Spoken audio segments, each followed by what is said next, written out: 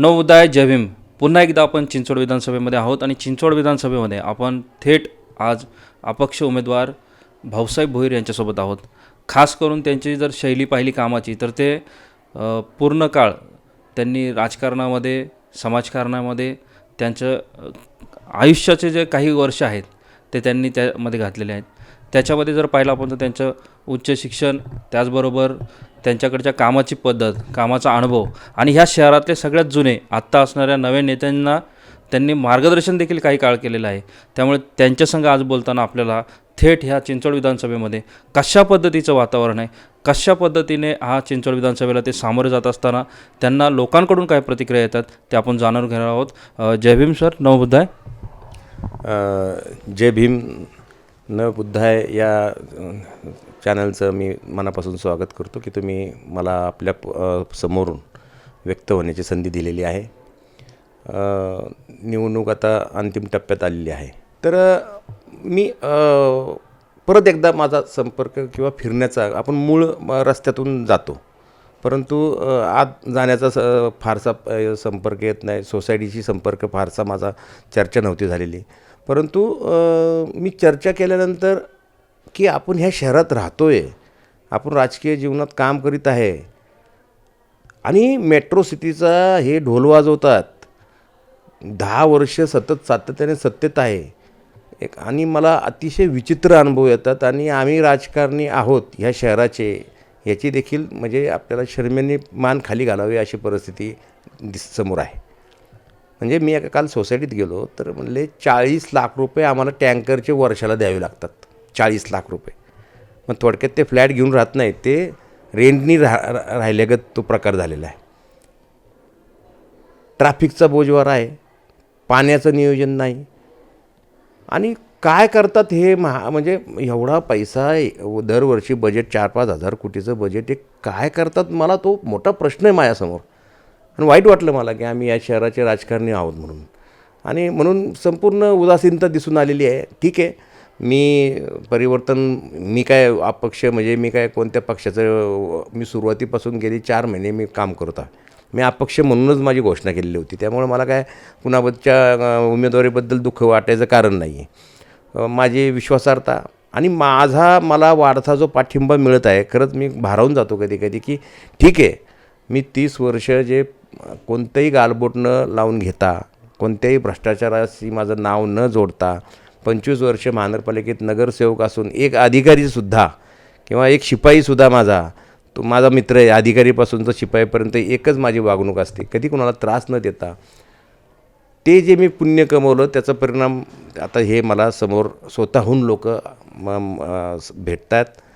सगळ्या म्हणजे विशेषतः दलित असू द्या, मुस्लिम असू द्या, ख्रिश्चन असू द्या. मी खरं तर वर्गवारी जातीची मी आयुष्यात कधी केलेली नाही. मला जातपात हा प्रकार मुळातच स्वतःला मान्य नाही.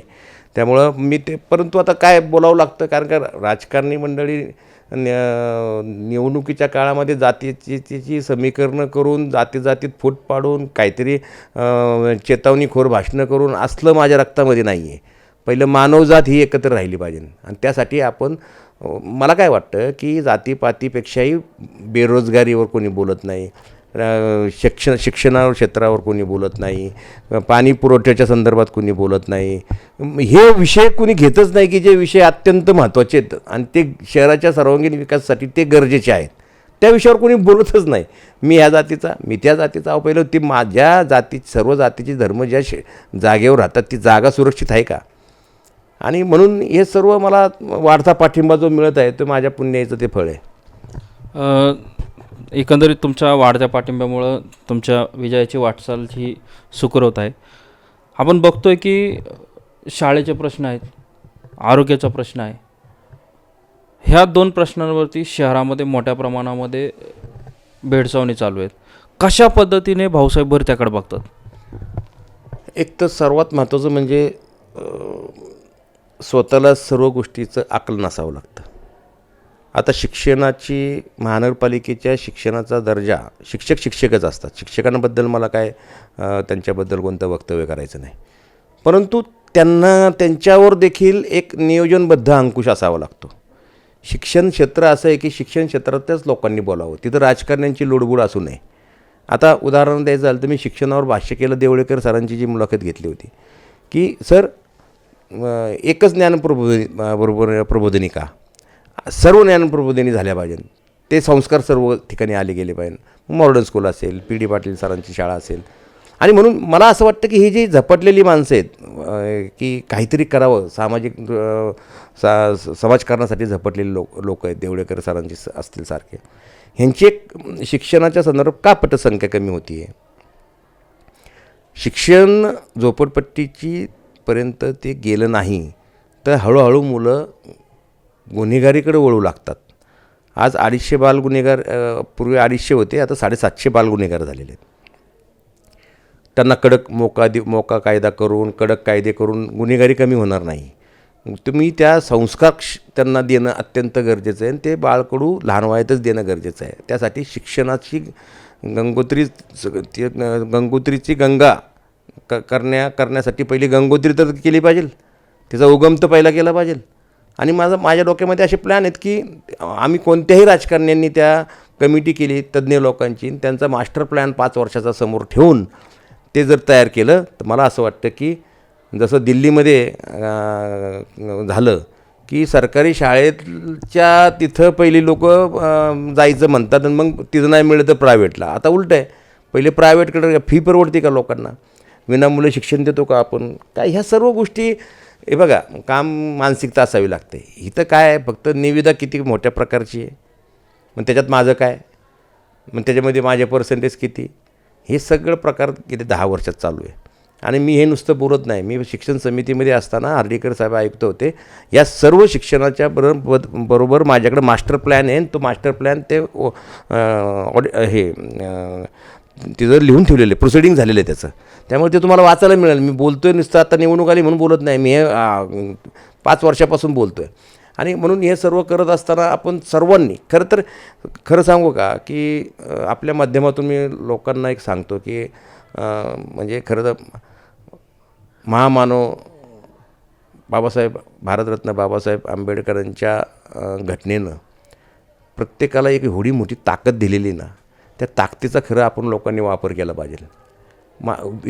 व्यक्ती कोण, त्याची पार्श्वभूमी काय, त्याचा अजेंडा काय, त्याचा विचार काय, त्याची राजकीय परिपक्वता काय, हे बघून जर तुम्ही मतदान केलं ना तर ही सगळी माणसं घरी बसतील.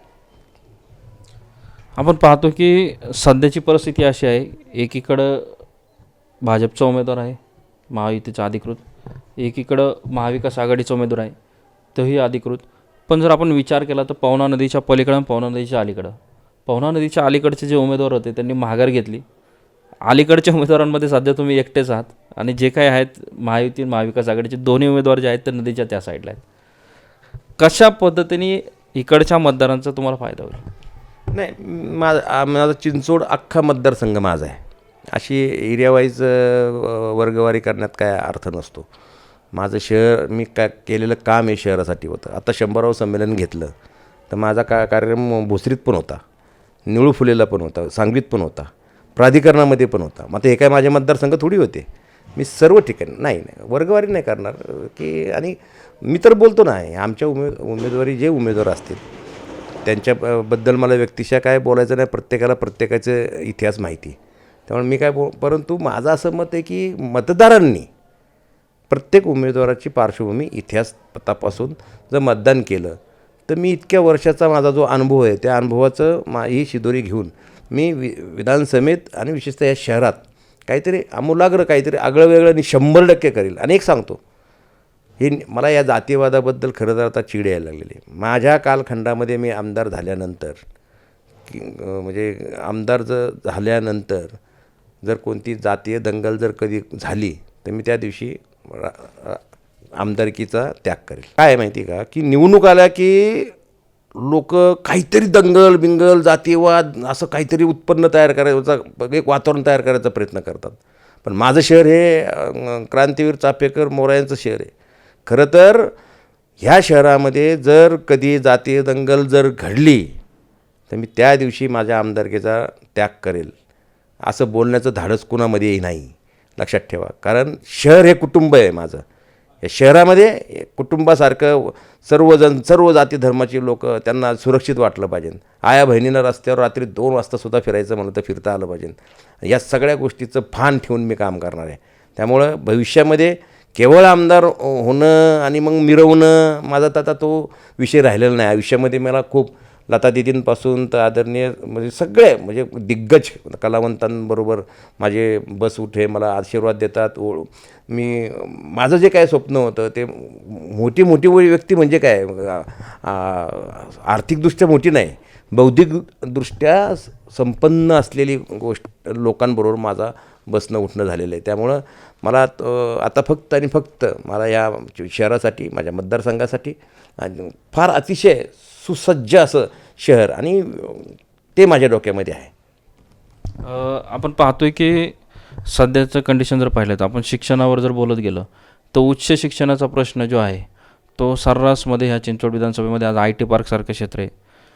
कचरा डेपो हटल्यानंतर तिथं ऑक्सिजन पार्कचा विषय झाला आहे. त्याच्यामुळे अशा अनेक गोष्टी आहेत की ज्याच्यावरती लक्ष देण्यासारखं आहे. पण चिंचवड विधानसभेमध्ये आपण पाहतोय की एक उमेदवार त्याच्यावर बोलतो आहे, दुसरा बोलत नाही, मात्र तिसरा उमेदवार गप्प आहे, असं लोकांची चर्चा होती. तर आज थेट आम्ही तिसऱ्या उमेदवाराची चर्चा करतो आहे. काय सांगा? नाही, एक तर सर्वात महत्त्वाचं म्हणजे हे ना इतकी अशी ही बनवाबनवी चित्रपट येऊन गेलं ना, हे निवडणुकीच्या काळामध्ये असले सगळे काहीतरी लोकांच्या हृदयातले प्रश्नापदचं भांडवल करायचं. अनधिकृत कामासंदर्भात अशीच आंदोलनं झाली, त्यातनं आमदार खासदार झाले. आता निवडणुकीच्या तोंडावर बरोबर ब्ल्यू लाईनचा प्रश्न काढला म्हणजे लोक घाबरून ठेवायची, नंतर म्हणायचं मी सोडवणार. काय खाऊ आहे की ब्ल्यू लाईनचं तुम्ही घरं पाडायला निघालेत. मी त्या संदर्भात तुमच्या माध्यमातून पुन्हा एकदा बोलतो, जर घरं पाडायची असेल तर त्या तत्कालीन त्या कालखंडामध्ये कोण आमदार होते, कोण खासदार होते. खासदाराचा प्रश्न नसतो महानगरपालिकेच्या याच्यामध्ये, राज्याच्या प्रश्नामध्ये, पण तिथला आयुक्त कोण होता, अतिक्रमणचा अधिकारी कोण होता, दुय्यक निबंधक जो असतो ना खरेदी खत करणारा तो कोण होता, ह्यांना सगळ्यांना फासावर लटकवा. कारण का त्यांच्या माध्यमातून हे घरं त्यांनी धाडस केलेलं घरं बांधायचं. खाऊ आहे का कोणी उठसूट निवडणूक आले की घर पाडू का आम्ही करणार आहे, कोणी कोणाची काय घरं पाडू शकत नाही. त्यामुळं हे सगळे भांडवल चालतं. आणि सर्वात महत्त्वाचं म्हणजे हे असले भंकस जे प्रश्न जे तुम्ही करू शकत नाही, सुटू शकत नाही, त्या संदर्भात तुम्ही कशाला भांडवल करता, निवडणूक आली म्हणून. त्यामुळं असं काही होणार नाही आणि होऊ देणार नाही. त्यासाठी ती धमक असावी लागते. ती धमक माझ्यात आहे, अनुभवाची पण आहे. आता ते ब्ल्यू लाईनमध्ये काय म्हणले की ते ब्ल्यू लाईनमध्ये जी घरं येत आहेत त्यांना रिडेव्हलपमेंट करण्यासाठी जो FSI लागतो तो मिळणार नाही. का नाही मिळणार? कायदे करणारे कोण आहेत? काय आपलं काय वॉशिंग्टनला ऑफिस आहे का? इथंच आहे ना. असं नसतं, असं थोडी असतं. फ्लड लाईन असते, रेड लाईन असते, ब्ल्यू लाईन असते. जर तुम्ही ते प्लिंथपर्यंत पाणी येत असेल तर त्याची लेवल करून तिथपर्यंत ते प्लिंथ उंचावर घ्यायची आणि तिथून पुढं 10 मजले पण तुम्ही करू शकता ना. करायला गेलं तर सगळं करता येतं. मुंबईमध्ये नाही, बेटावर घर 100 मजली 50 मजली हे झालेलं काहीतरी उगाच आपलं करत असतात. अनेक चर्चा आहेत वेगवेगळ्या पद्धतीने. जसं तुम्ही अनधिकृत बांधकामाचा विषय घेतला तसे अनेक रस्ते देखील अडवले गेलेले आहेत. अनेक ठिकाणी आपण पाहतो की वाकडसारखा परिसर असेल किंवा पिंपळे सौदागरसारखा परिसर असेल, ह्या ठिकाणच्या गाववाल्यांनी रस्ते अडवल्यामुळे काही विकास अडकलेला आहे. काही ठिकाणी आपण पाहतो की केवळे मुकाई चौक असेल, त्या ठिकाणी हॉस्पिटलची जागा आरक्षित आहे पण अजून हॉस्पिटलकडे कोणी लक्ष देत नाही आहे. एक BRTकडे जिथे मलिदा आहे त्याच ठिकाणी लक्ष दिलं जातं आहे. असं प्रकारचं वातावरण जे आहे त्याकडे कोणीच लक्ष द्यायला तयार नाही. मला कल्पना आहे या सर्व गोष्टीची. पण मी माझ्या आयुष्यामध्ये मी सुद्धा DP केला आहे. या शहराचा DPमध्ये मी होतो 95 साली. मी प्राधिकरणाचा DP केलेला आहे. कोणत्याही बांधकाम व्यावसायिकानं सांगावं की भाऊसाहेब भोरने तुम्हाला फोन केला, मी तुमचा रस्ता तिथं करतो, मी DPमध्ये हा रस्ता टाकलेला आहे किंवा मी ते रस्ता वळवून घेतो, नाहीतर रस्ता भलतीकच घेऊन जातो, नाहीतर तुमच्या बिल्डिंग पुढं रस्ता आणतो, असली आयुष्यात धंदा मी केला नाही. मी असलं महापाप केलं नाही आणि मी करतही नाही. त्याचं कारण कधी ना कधीतरी त्याचं प्रायचित्त हे तुम्हाला करावं लागतं. हा कर्माचा सिद्धांत आहे. त्यामुळं मला कोणताही माणूस माझ्यावर नाराज नाही आहे. काहींचा तो व्यवसायच आहे. म्हणजे महानगरपालिकेत सांगायचं मी काय करत नाही, पण तो त्यांचा काही न कळत तो व्यवसायच आहे. मग अशा पद्धतीने त्रस्त होतात.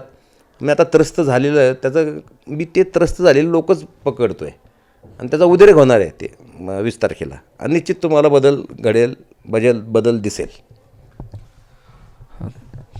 पिंपरी विधानसभा बदल मागते, तसंच चिंचवड विधानसभा देखील बदल मागते. अनेक वेळा आपण पाहतोय की पिंपरीमध्ये जशी दुरंगी लढत आहे तशी चिंचवडमध्ये दुरंगी लढत होणार का? कारण इथे 3 उमेदवार आहेत. एक महायुतीचा आहे, महाविकास आघाडीचा आहे आणि थेट अपक्ष भाऊसाहेब भोईर आहेत. आणि भाऊसाहेब भोईर हेच एक पक्ष आहे असं लोकांमध्ये चर्चा आहे. 2 गोष्टी असतात राजकारणामध्ये की तुमची जर पार्श्वभूमी तयार करण्यासाठी एक विशिष्ट कालखंड जावं लागतं. एक विश्वासार्हता तयार करण्यासाठी तुमचा एक निश्चितपणे एक कार्यकर्त्याचा नेता होण्याची जी प्रक्रिया असते ती खूप मोठी आहे आणि खूप अवघड असते ती. आणि त्यासाठी मी पहिले हे सगळी मंडळी उमेदवारी मागण्यासाठी रोज मुंबई अपडाऊन करत होते. मी 4 महिने मतदारसंघात फिरतो आहे, 4 महिने. त्यामुळं की लोकांची मी मानसिकता त्याच वेळेस तयार केली होती की तुम्ही व्यक्ती बघून मतदान करा. त्यामुळं माझी तिरंगी नाही लढत सत्ताधारी व्यक्तीशी असते, सत्ताधारी पक्षाची असते, व्यक्तीशी नसते. आम्ही लढत दुरंगीच होईल या ठिकाणी. तुम्हाला ते चित्र 20 तारखेला समजेल. 23 तारखेला 100% मी कधीही खोटं बोलत नाही. तुमच्या माध्यमातून मला प्रसिद्धी मिळवायची असं वाक्य बोलून काहीतरी खळबळ करायची अजिबात गरज नाही. तुम्ही कानोसा घ्या. ह्या ठिकाणी लढत दुरंगीच होईल आणि त्याच्यामध्ये भाऊसाहेब भोईर असतील हे निश्चित. आणि मी मतदारांपर्यंत 1,12,394 लोकांपर्यंत मी स्वतः पोचलेलो आहे. माझं काम घेऊन पोचलेलो आहे. मला मत द्या, तुम्हाला का मतदान द्यायचं हे जर कोणी प्रश्न विचारला तर माझ्याकडं 1 तास बोलावं एवढी माझ्याकडं भांडवल आहे. त्यामुळं अर्थकारणाच्या माध्यमातून फार मोठी क्रांती करता येत नाही. 1-2दा होतो बदल, पण असं होत नाही. त्यामुळं निश्चिंत राहा, लढत ही दुरंगीच होईल. दुरंगी लढत ही नक्की कोणासोबत राहील? दुरंगी लढत नेहमी जो दुसरा असतो ना तो सत्ताधारी पक्षाबरोबर लढत असतो. त्यामुळं माझी लढत ही भाजपबरोबरच राहील. आणि मला एक चांगलं आहे की हे बघा, मी कोणत्या पक्षाचा चेहरा नाही आहे. त्यामुळं मला मतदान करताना किंवा नोटाला ज्याला मतदान करायचं आहे ना ते सुद्धा होणार नाही, कारण का मी पर्याय आहे. मी निश्चितपणे मला सांगतो की ही लढत दुरंगीच होईल आणि मुख्य सत्ताधारी पक्ष असतो त्याच्याबरोबरच होईल. तुम्ही अपक्ष आहात. किती पक्षाने तुम्हाला आतापर्यंत पाठिंबा दिला आहे? किती नगरसेवक तुमच्यासोबत आहेत? नाही, नगरसेवक तसे भरपूर जण काम करतात. काही मी नावं सांगून त्यांना अडचणीत आणू शकत नाही. पण आनंद कोराळे यांचं मी खरं म्हणजे खूप मोठं त्यांनी धाडस केलं. एक विभाग प्रमुख, शिवसेनेचा तालुका प्रमुख चिंचवड मतदारसंघाचा त्यांनी जाहीर पाठिंबा तर दिला, परंतु त्यांचं ऑफिससुद्धा मला कार्यालयासाठी देऊन टाकलं. आणि त्यामुळं जर अशी माणसं जरी माझ्याबरोबर येत असेल, मग RPIचे दोन्ही गट, निकाळजे गट असतील, डेमोक्रेट असेल, ते RPI असेल, मातंग समाज असेल, धनगर समाज असेल, ख्रिश्चन समाज असेल, डायरेक्ट जाहीर पाठिंबा देऊन जात आहेत मला. ते मी म्हणलं, मला कधी थोडं हे वाटलं की हे कशी काय स्वतःहून, कारण का पक्ष असेल तर पक्षाचे लोक जातात ना त्यांच्याकडं. माझ्याकडे तशी काही परिस्थिती नाही. मग तुम्हाला मी प्रामाणिक सांगतो, माझ्या घरी येऊन मला पाठिंबा देत आहेत. आणि बघा तुम्ही गंमत काय होते. अंडर करंट हा फार वेगळा आहे. आता ठीक आहे, त्यांना बऱ्याच जणांचा असा समज आहे की आमच्याकडं अर्थसत्ता असेल तर आम्ही बदल घडवू शकतो. इथं अनेक दिग्गज नेत्यांना पराभव पत्करावा लागलेला आहे. आत्ताच्या निवडणुकीमध्ये विखे गेले, पंकजाताई मुंडे पडले, दिग्गज लोक पडलेले आहेत. त्यामुळं असं काय कोणी समजायचं कारण नाही. देशाच्या महान नेत्या इंदिराजींचा देखील पराभव झाला होता, अटलजींचा, अडवाणीजी असतील, अनेक लोक. हे बघा, लोकांनी निवडणूक हातात घेतली पाहिजे. नक्कीच लोकशाहीचा उत्सव लोक हातात घेतील आणि मतदानाकडे सगळ्यांचं लक्ष जे आहे ते वेधलं जाईल. जाता मला एक महत्त्वाची गोष्ट सांगायची की तुम्ही ज्यावेळेस आज अपक्ष म्हणून तुम्ही उमेदवारी लढवताय, इतके दिवस तुम्ही पक्षामध्ये काम करत असताना कोणत्याही पक्षाचं तिकीट न घेता अपक्ष निवडणूक लढवण्याचा मुख्य हेतू काय? नाही, एक लक्षात ठेवा, जे उमेदवारी मिळवण्यासाठी जे मेंदू लागतो ना, तो उमेदवारी मिळवण्यासाठी तेवढी माझ्याकडे मेंदू नाही आहे तेवढा. मला कामावर माझा विश्वास आहे, लोकांशी खरं बोलायचं, नेत्यांना मॅनेज आणि अरेंज करण्याची क्षमता माझ्यामध्ये कधीच नव्हती. कदाचित त्यामुळं सुद्धा माझा तो राजकारणातला ड्रॉबॅक असू शकतो, पण समाजकारणातला तो ड्रॉबॅक नाही. मी राजकारण कमी समाजकारण जास्त करतो. त्यामुळे उगाच उमेदवारीचे जा या मग ज्यांची सामाजिक मूल्यमापन शून्य आहे आणि त्यांनी आपल्याला प्रश्न विचारावे आणि सर्व्हेच कसा असतो हे कोण ठरवणार आहे? आणि माझ्या शहराचं, माझ्या गावाचं तुम्ही तिथं मुंबईत बसून कोण ठरवणार? मीच ठरवतो ना. त्यापेक्षा मोरायलाच मरून आणि चापेकरांची क्रांती हातात घेऊन मीच ठरवलं माझा उमेदवार मीच. आणि मी जनतेच्या न्यायालयात जातो ना. जनता माझी नेता यापुढच्या कालखंडामध्ये जनता जे म्हणून जो आदेश देईन त्याचंच पालन करणार, कारण का त्यांच्या न्यायालयात गेलो आहे मी आता.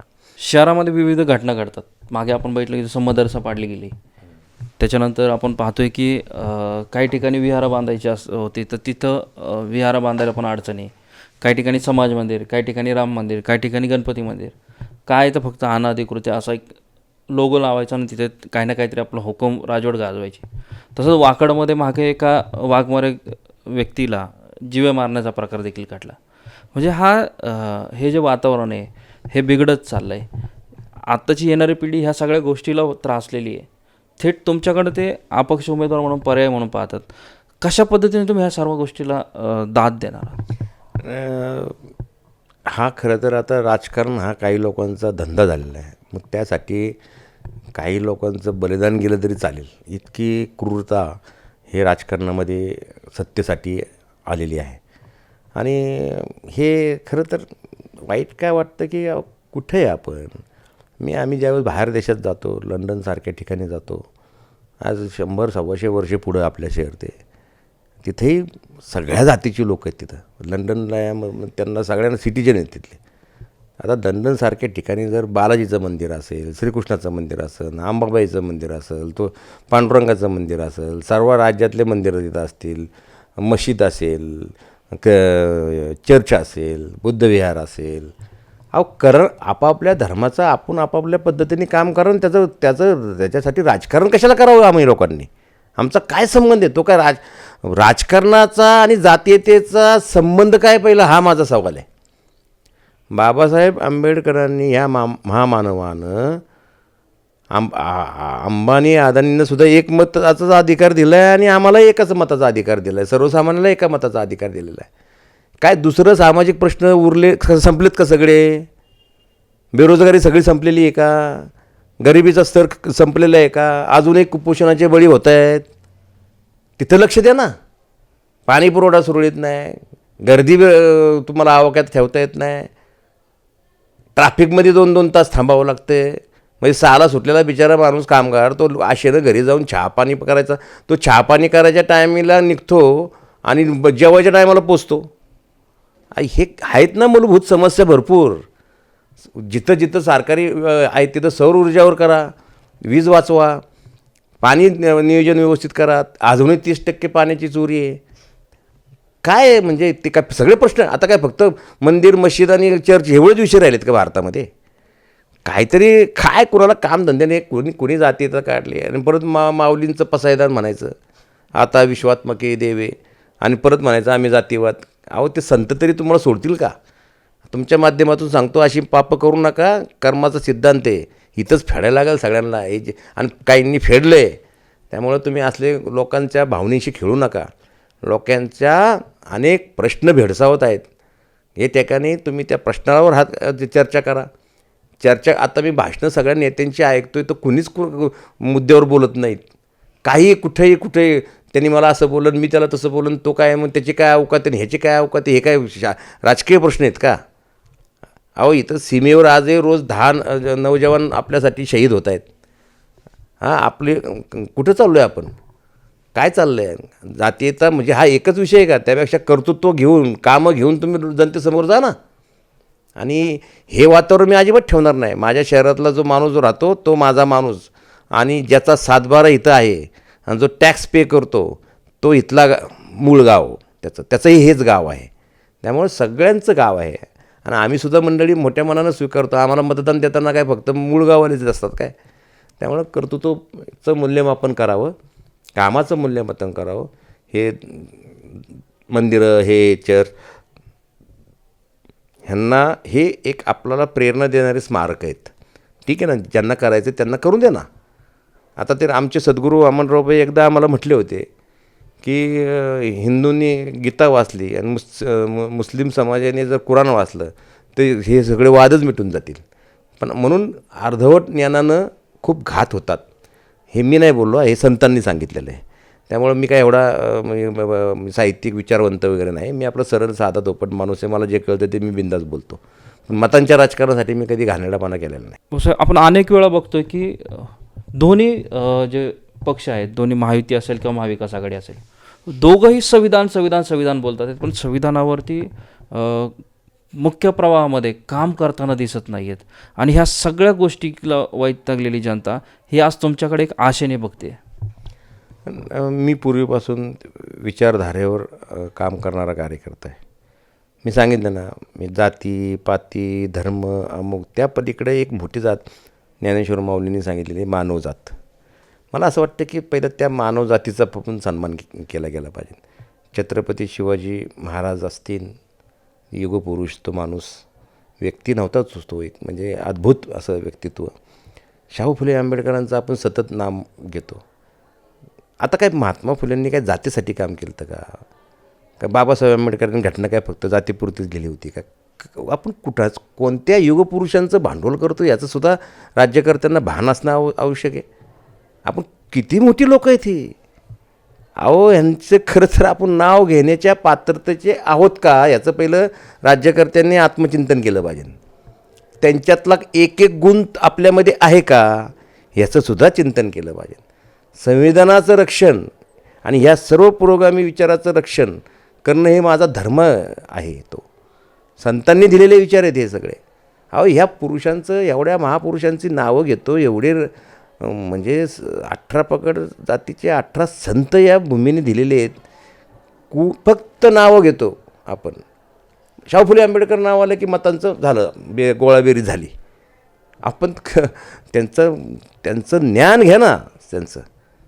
त्या संविधानाचं रक्षण आणि ह्या सर्व युगपुरुषांचं, म्हणजे छत्रपती शिवाजी महाराज असतील, शाहू फुले आंबेडकर जे असतील, या सर्व युगपुरुषांचं, महामानवांचं विचारांचं रक्षण हाच माझा अजेंडा राहील. आपण पाहतोय की भाऊसाहेबांनी डायरेक्ट सांगितलं की मी संविधानाचं रक्षण करण्यासाठी फुले शाहू आंबेडकरांच्या चळवळीचा एक घटक म्हणून मला त्या विधानभवनात जायचं आहे. म्हणजे आपण बघतो की क्रांती, आद्य क्रांती ह्याच्यावर विचारधारेवरती अवलंबून न राहता चळवळीतील मुख्य प्रवाहामध्ये कशा पद्धतीने आपण ह्या चिंचवड विधानसभेचा विकास करू शकतो आणि विचारधारेवरती काम करणाऱ्या ह्या तरुणांना एकदम कुठलीही वाईट लत न लागता त्यांना आपल्या चांगल्या प्रवाहात ठेवण्यासाठी आपण कसं काम करू शकतो हे आपण पाहिले. आता काय आव्हान कराल तुम्ही मतदारांना? कारण आता काही क्षण उरल्यात, काही मतदानाचा दिवस जवळ आलेला आहे. कशा पद्धतीने ह्या लोकांना तुम्ही एक आव्हान कराल? मी खरं सांगू का, मी सर्व मतदारांना कळकळीचं आव्हान करतो. अर्थकारणाच्या माध्यमातून धुराळ झालेला आहे. करू द्या, प्रत्येकाला प्रत्येकाच्या कर्माची फळं मिळतील, हितच मिळतील. पण तुम्हाला मी एक नम्र आव्हान करतो. पहिली गोष्ट तर तुम्ही मतदानाला या. मतदानाची टक्केवारी वाढवा. सुशिक्षित मतदार जो आहे तो जो उदासीन मतदार आहे त्यांना मी हात जोडून नम्र विनंती आहे की तुम्ही पहिलं मतदानाला या. आणि मग मतदान करत असताना आपलं शहर कुणाच्या ताब्यात द्यायचं आहे, त्याची पार्श्वभूमी, त्याचा इतिहास, त्याचा राजकीय अनुभव, त्याची परिपक्वता, या सर्व गोष्टीचं आकलन करा आणि मग तुम्ही मतदान करा. पण मतदान करा आणि त्या पठडीत, त्या विचारामध्ये मी जर कुठं बसलो असेल तर माझं खून आहे, चिन्ह आहे कपाट, 13 नंबर त्याचा क्रमांक आहे, त्याच्यावर निश्चितपणे मला मतदान करा, अशा पद्धतीच्या भावना व्यक्त करतो. नमस्कार. जय भीम, जय शिवराया, जय संविधान. आप देख रहे हैं लॉर्ड बुद्धा टीवी.